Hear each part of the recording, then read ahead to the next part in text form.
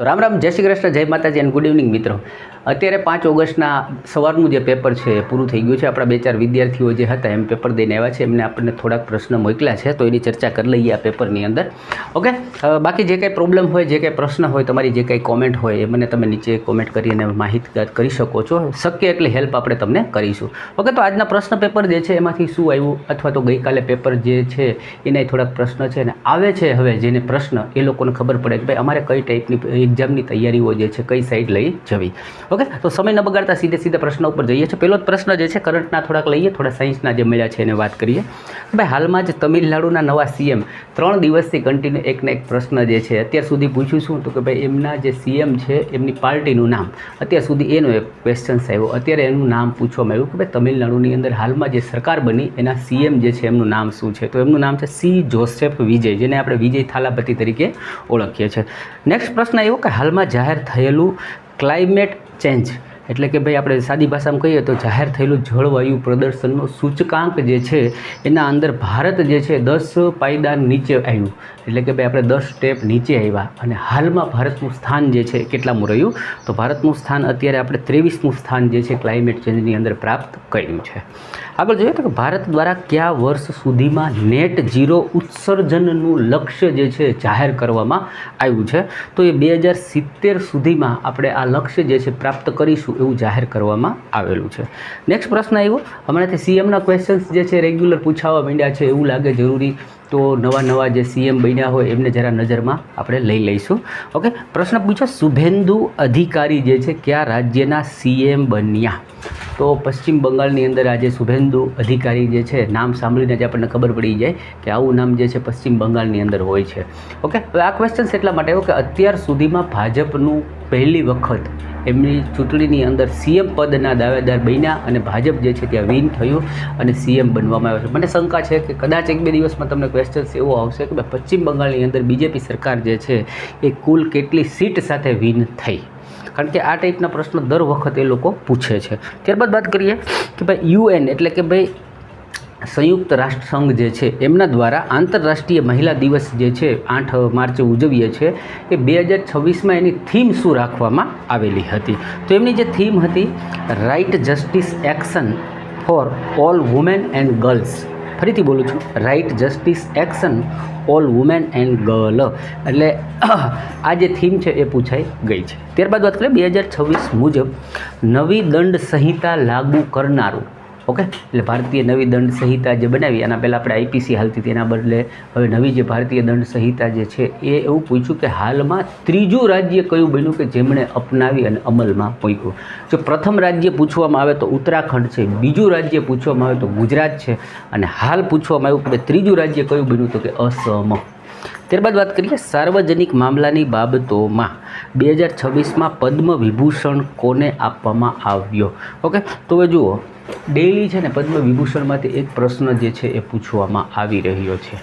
Okay, next દિવસોમાં જેને પરીક્ષા હોય પદ્મ વિભૂષણ ઉપર ફોકસ કરી લેશો.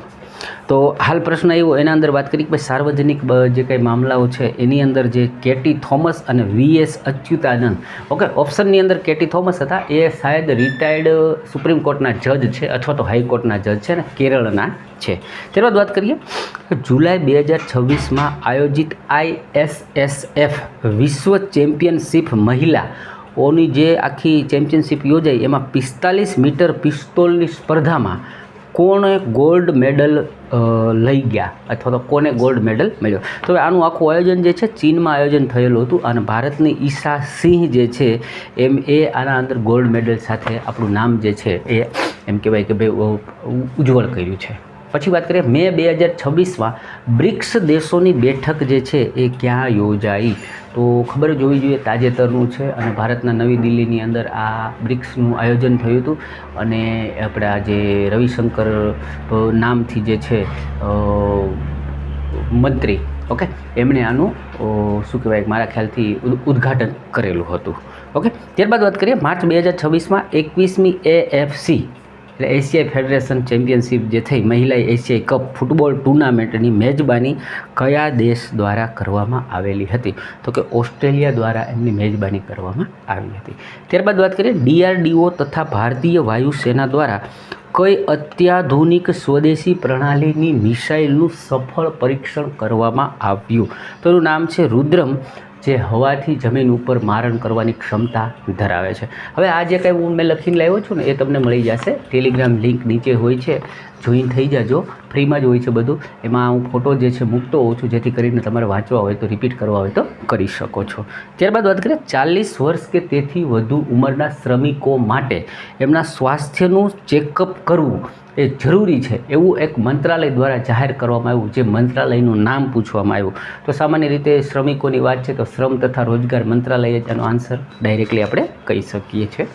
ત્યારબાદ એવું T20 પુરુષ મેચની જો વાત કરવામાં આવે તો 100થી વધુ સિક્સ મારવાની એમ કહેવાય કે ભાઈ આવો ખિતાબ કોણે હાંસિલ કર્યો, કયા દેશે?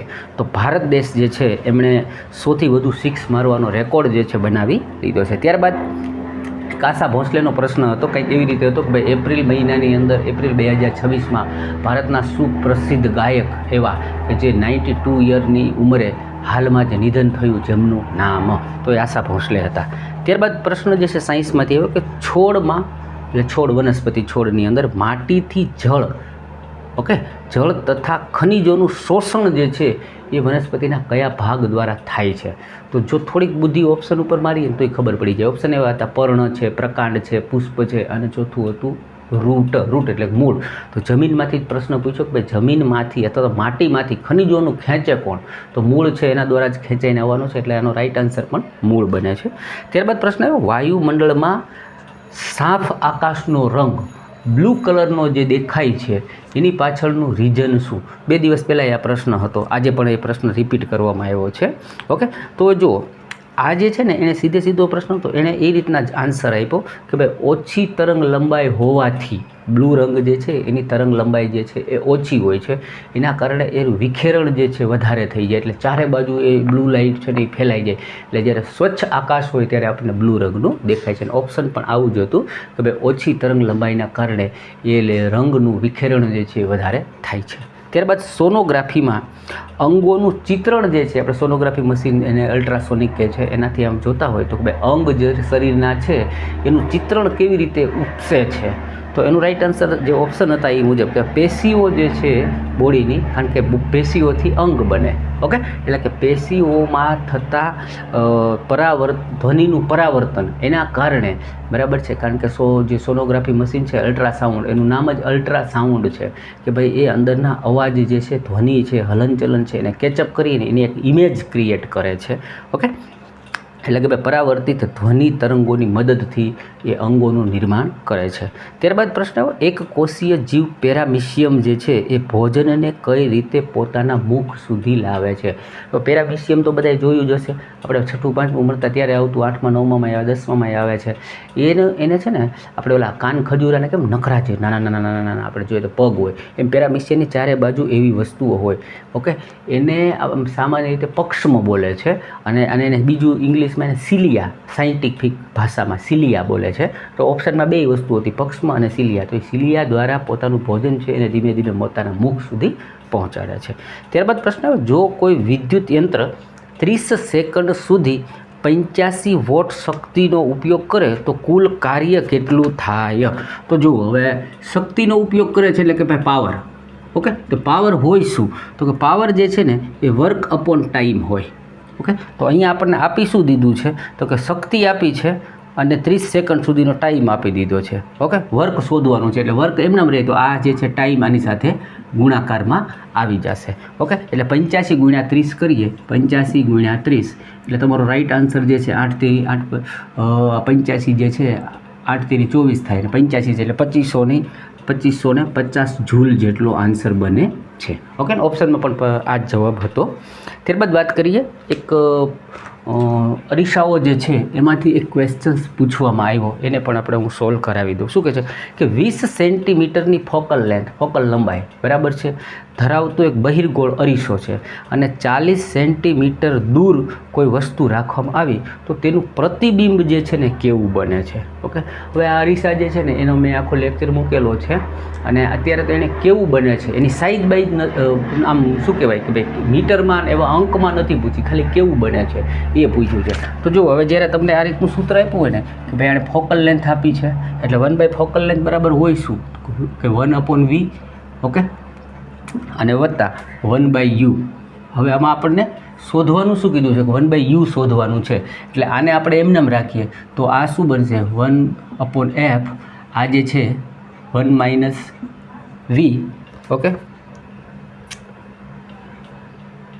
1/v આપણને શું આપ્યું છે હું જરા જોઈ લઉં. ઓકે, 40, હા, u આપેલું છે, u આપેલું છે એટલે આપણે v જે છે એને આપણે પેલી સાઈડ લઈ જઈશું. 1/v ને શોધવાનો છે એટલે આપણે એને એક બાજુ લઈ લઈએ બરાબરની. અહીંયા હું v કરી દઉં છું 1/v, તો 1/f હતું માઇનસ 1/u જે છે એમ નામ રહેશે. ઓકે, કન્ફ્યુઝન ન થતા. હવે આ જે છે કરવાનું શું છે કે હવે જો આ વસ્તુ છે ને 40 સેન્ટીમીટરના અંતરે રાખી છે બહિર્ગોળ અરીસાની સામે. તો બહિર્ગોળ અરીસો જે છે, ઓકે, જો આમ હોય ને તો એને અંતર્ગોળ કહેવાય, પણ આ છે એ બહિર્ગોળ છે, બહારની બાજુ એની સપાટી જે છે એ દેખાય. પ્રતિબિંબ જે બને એની સપાટી બહારની સાઈડ હોય.